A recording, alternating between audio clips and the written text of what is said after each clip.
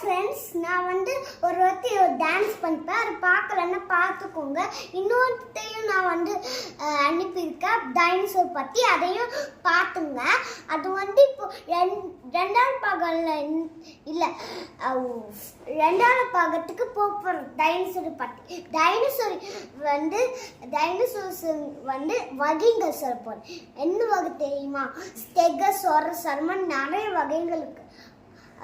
ஸ்டெகோசாரஸ், பிராக்கியோசாரஸ், T-Rex, அதுக்கப்புறமா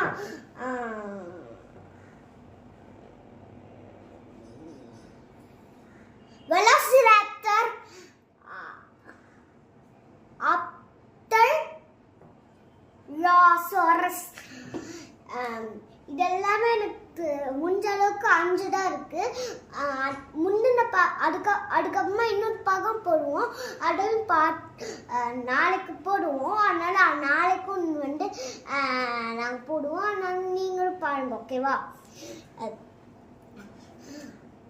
இப்போ dinosaur பற்றி சொன்னோம்னா, ஸ்பைனோசர் ஒரு படத்துல ஒரு ஸ்பைனோசரஸ் ஒரு டீரெக்ஸை சாவச்சிடும். அதனால அதுவும் இறந்து போயிடும்.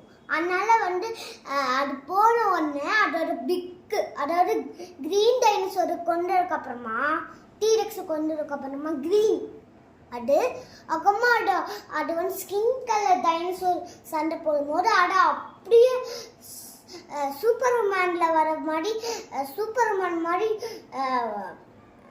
அடிச்சு தோச்சு போயிட்டும். அதுக்கப்புறமா ஒரு கழுத்துல ஒரு கடிக்குமா, அதோட ஸ்பைனோசர் சாய் முடிஞ்சிச்சு.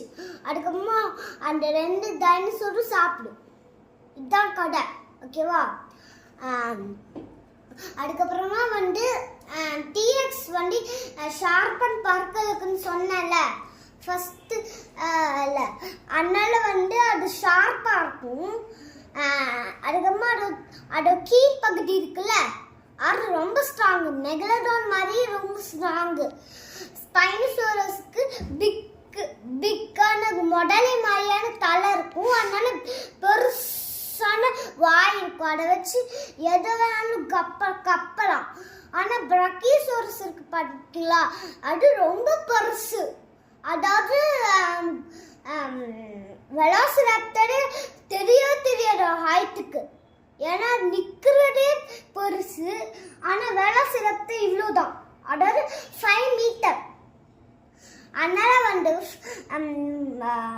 பிரக்கியோசாரஸ் ஈஸியாக ஒரே அதில் சட்னி ஆக்கிடும். அந்த அளவுக்கு